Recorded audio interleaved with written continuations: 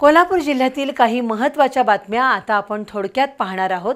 त्यासाठी आता पाहूया संक्षिप्त बातम्या अर्थात फास्ट न्यूज।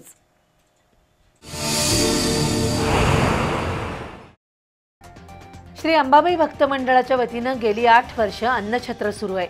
नवरात्री निमित्त अंबाबाई देवीच्या दर्शनासाठी येणाऱ्या भाविकांच्या सोयीसाठी चक्क महाप्रसाद पार्सल सेवा सुरू केली आहे। मंदिराच्या दक्षिण दरवाजाजवळ हे अन्नछत्र सुरू झाले।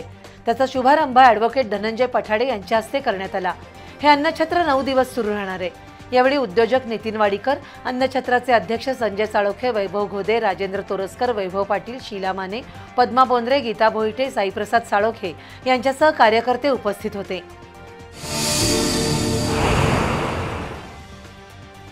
अमृत महोत्सवी वाढदिवस साजरा करणाऱ्या पंतप्रधान नरेंद्र मोदी यांच्या जीवन प्रवासावर आधारित चलो जीते है हा चित्रपट नुकताच देशभर प्रदर्शित झालाय।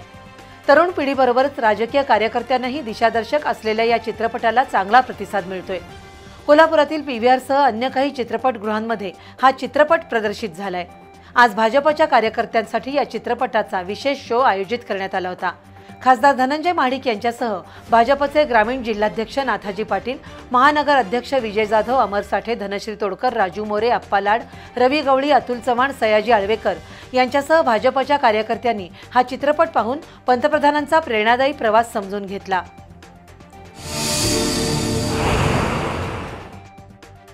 कोल्हापुरातील पंचगंगा, कदमवाडी आणि बावडा स्मशानभूमीत अनेक सुविधांची आवश्यकता आहे।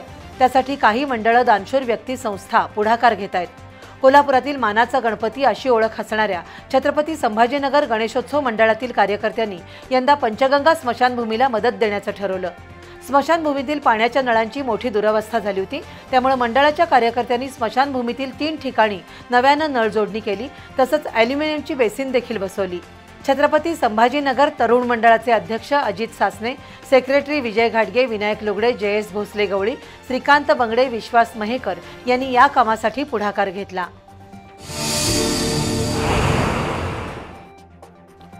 कोल्हापूर शहरातून दुचाकी चोरीचे प्रमाण वाढले। 15 सप्टेंबरच्या रात्री मुक्तसैनिक वसाहत परिसरातून नजीर अरब यांची दुचाकी चोरीला गेली होती। त्याबाबत शाहूपुरी पोलिसात नोंद झाली होती। गुन्हे शोध पथकातील पोलिसांकडून दुचाकी चोरट्यांचा तपास सुरू होता।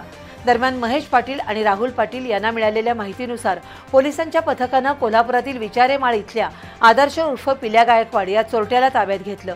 त्याच्याकडे कसून चौकशी केल्यानंतर त्याने शाहूपुरी, राजारामपुरी आणि कोडोली पोलीस ठाण्याच्या हद्दीतून 3 दुचाकी चोरल्याची कबुली दिली। त्याला अटक करून चोरलेल्या 3 दुचाकी पोलिसांनी ताब्यात घेतल्यात।